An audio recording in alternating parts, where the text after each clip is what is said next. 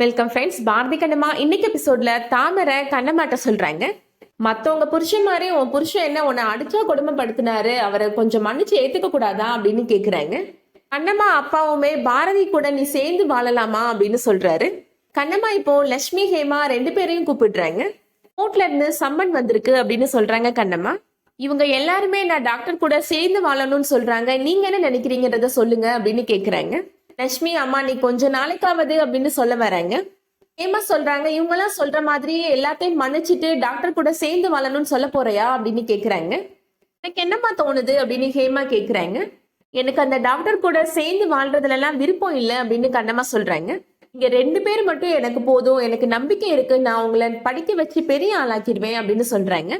ஹேமா சொல்றாங்க, உனக்கு எப்படி நாங்க 2 பேர் மட்டும் போதும்னு தோணுதோ அதே மாதிரி எங்களுக்கும் நீ மட்டும் போதுமா அப்படின்னு சொல்லிடுறாங்க. உனக்கு என்ன தோணுதோ அதுவே பண்ணுமா அப்படின்னு சொல்லிடுறாங்க ஹேமா.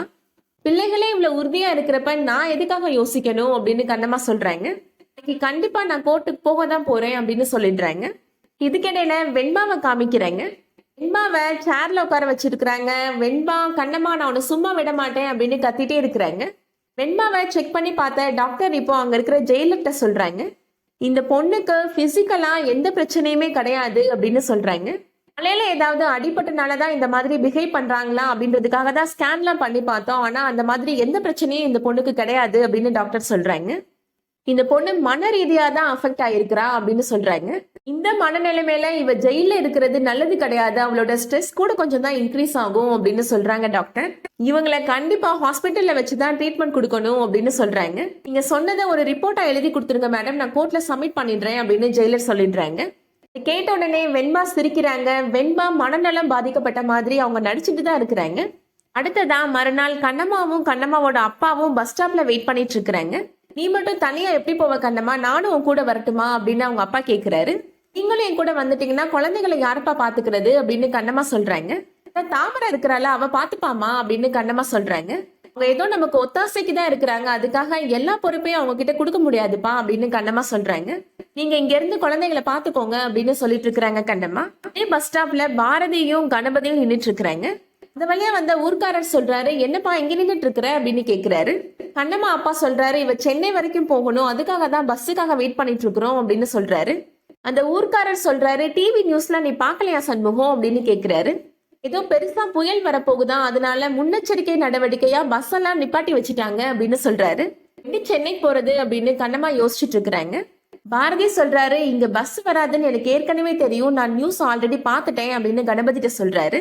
ஊர்ல இருந்து காரை வர சொல்லியிருக்கிறேன், அது வந்துட்டு இருக்கு, இன்னும் கொஞ்ச நேரத்துல வந்துடும் அப்படின்னு பாரதி சொல்றாரு. காருமே இப்போ அங்க வந்துருது. பாரதி இப்போ கண்ணம்மாவை பார்த்து பேசுறாரு. நான் சென்னைக்கு போறேன், அதே வேலையா தான் நீயும் சென்னைக்கு வர, வாயை நம்ம கார்லயே போயிடலாம் அப்படின்னு கூப்பிடுறாரு. என்னாலலாம் உங்க கூட கார்ல வர முடியாது அப்படின்னு கண்ணம்மா மறுத்துடுறாங்க. நீங்க வேணா பஸ் ஃபேரை என்கிட்ட கொடுத்துடுங்க, வேற யாரோ ஒருத்தங்க உங்களுக்கு ஹெல்ப் பண்ணதான் நினைச்சுக்கோங்க அப்படின்னு சொல்றாரு பாரதி. கண்ணம்மா அப்பாவுமே நீ பேசாம அவர் கூட போயிருமா அப்படின்னு சொல்றாரு. கண்ணம்மா இந்த பஸ் காசை நீங்க வாங்கிட்டாதான் நான் உங்க கார்ல வருவேன் அப்படின்னு சொல்றாங்க. சரி கொடுங்க அப்படின்னு வாங்கி வச்சுக்கிறாரு பாரதி. கண்ணம்மா மாமா இப்போ பாரதிட்ட சொல்றாரு, பேச்சு துணைக்கு ஆள் இல்லைன்னா என்ன கூப்பிட்டீங்க, இப்போ உங்க பொண்டாட்டியும் உங்க கூட வரப்போறாங்க, நான் எதுக்கு அப்படின்னு சொல்றாரு. இங்கேயே இருந்து இந்த ஊரை பத்திரமா பாத்துக்கிறேன் அப்படின்னு சொல்லிடுறாரு. கண்ணம்மா இப்போ கார் பின் சீட்ல உட்காரதுக்காக போறாங்க. கண்ணம்மாவோட மாமா சொல்றாரு, பின்னாடி எல்லாம் நிறைய லக்கேஜ் இருக்கு, அங்க உட்கார முடியாது, நீ முன்னாடி உட்காந்துக்கோ கண்ணம்மா அப்படின்னு சொல்லிடுறாரு. கண்ணம்மாவுமே இப்போ கார் முன்னாடி சீட்ல உட்காந்து வராங்க. பாரதி கண்ணம்மாவுக்கு சீட் பெல்ட் போட்டு விடுறாரு. உனக்கு ஞாபகம் இருக்குதான் கண்ணம்மா, நம்ம முதல் தடவை மீட் பண்றப்ப கூட நான் தான் உனக்கு சீட் பெல்ட் போட்டு விட்டேன், அப்ப யாருக்கும் அடிபட்டுருச்சு அப்படின்னு என்கிட்ட உதவி கேட்டு வந்தேன், ஞாபகம் இருக்கா அப்படின்னு கேக்குறாரு. கண்ணம்மா சொல்றாங்க, கடந்த காலத்தெல்லாம் நான் ஞாபகத்துல வச்சுக்கிறது கிடையாது அப்படின்னு சொல்லிடுறாங்க. பாரதி இப்போ ரேடியோல சாங் போடுறாரு. எல்லாமே கண்ணம்மா பாரதி சிச்சுவேஷனுக்கு தகுந்த மாதிரியே சாங் பாடிட்டு இருக்கு. கண்ணம்மா எனக்கு பாட்டு கேட்கறதெல்லாம் பிடிக்காது அப்படின்னு சொல்லிட்டு அதை ஆஃப் பண்ணிடுறாங்க. நேரம் கழிச்சு கண்ணம்மா இப்போ தூங்க ஆரம்பிச்சிடுறாங்க. பாரதியோட தோல்ல தூங்கி விழுறாங்க. பாரதி கண்ணம்மாவோட கையை பிடிச்சிக்கிறாரு. காலை ஃபுல்லா இந்த மாதிரி நீ என்னோட தோல்ல சாஞ்சு வரணும்னு தான் கண்ணம்மா நான் ஆசைப்படுறேன் அப்படின்னு சொல்றாரு.